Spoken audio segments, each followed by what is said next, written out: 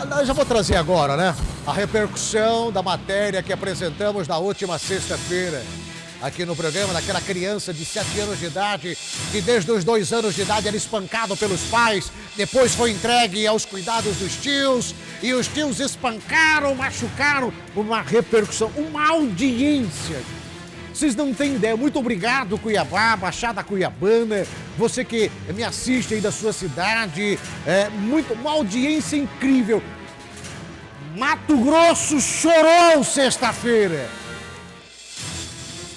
com a emocionante e dramática história do pequeno de 7 anos de idade. É o menino de Deus, aquele é o menino de Deus. Olha, uma repercussão impressionante. Só se comenta a respeito disso. Final de semana só se falou disto. E eu quero agradecer às outras emissoras que repercutiram essa matéria também, trazendo à tona este assunto dramático que é a violência contra a criança dentro de casa. Uma repercussão. E nós demos continuidade conforme falamos, fomos atrás. Porque queremos ir a fundo para saber exatamente qual vai ser o procedimento da justiça para com a criança e também para com a família. Uma família agressiva, uma família... É brincadeira, eu ia falar um negócio aqui, eu não vou nem falar porque...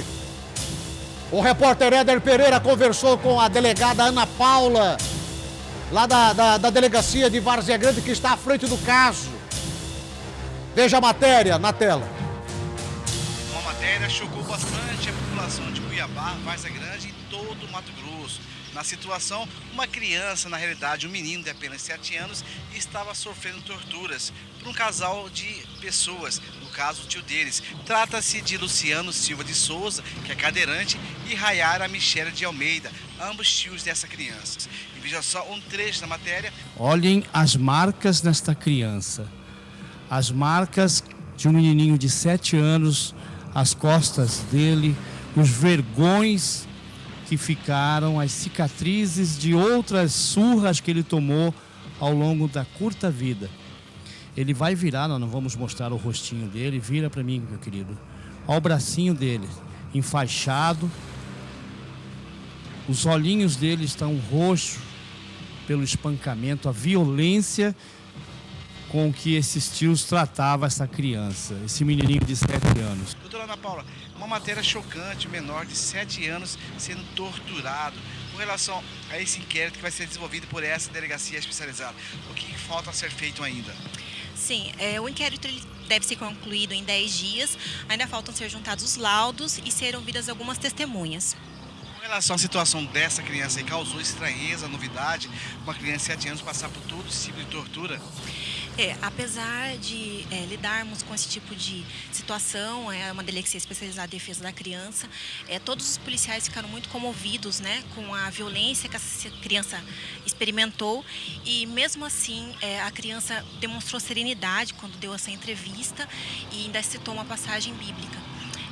Apesar de, como disse, estarmos sempre lidando com violência contra a criança, ainda nos comovemos e ficamos muito entristecidos com a situação de violência que as crianças sofrem ainda no nosso país.